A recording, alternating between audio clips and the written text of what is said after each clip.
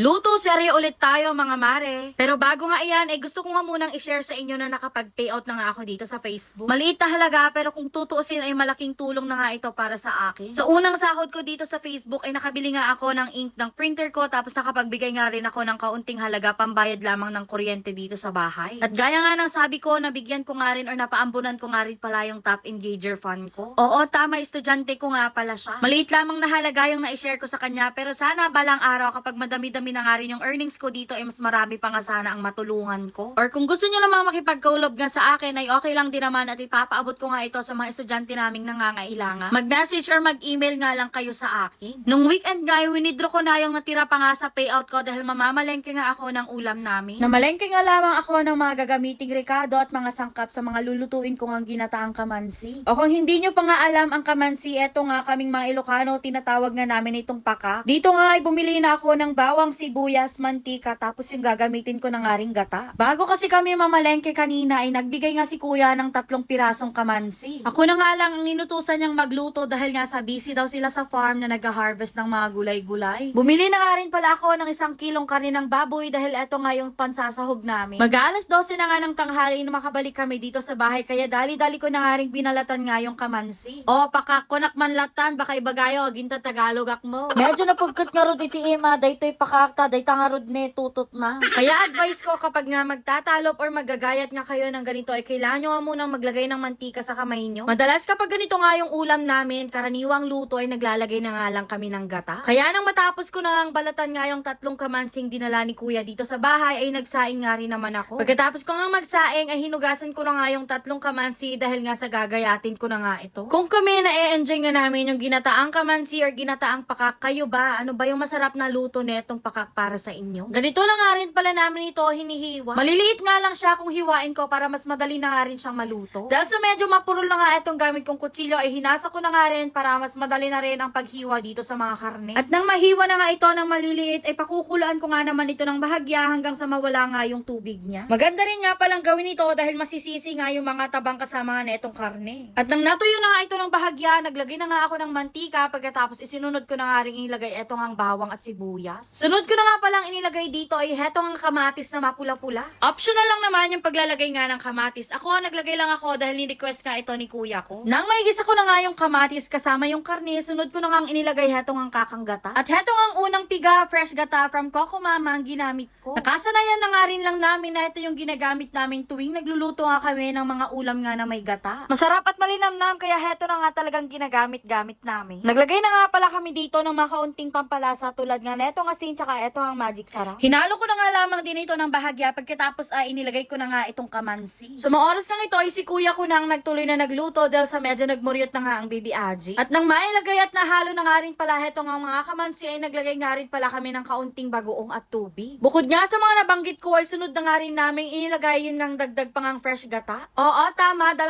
pack nga ng tig 200 ml na fresh gata from Coco Mama ang nilagay namin dito. Para nga garantisadong mas malasa at mas malinamnam ang ulam namin ginataang kamansi ngayong tanghali. Nung mapalambot na nga ni kuya yung mga kamansi ay ako na nga ang inutusan niyang maglagay nga netong ang mga green na sili. At syempre, hindi nga po pwedeng mawala nga hetong ang tikiman serye. Kaya nang lumambot at naluto na nga rin ng bahagya yung sili, hayan niya't po pwede na tayong kumain mga mare. Yun lamang for today's video. Bye on!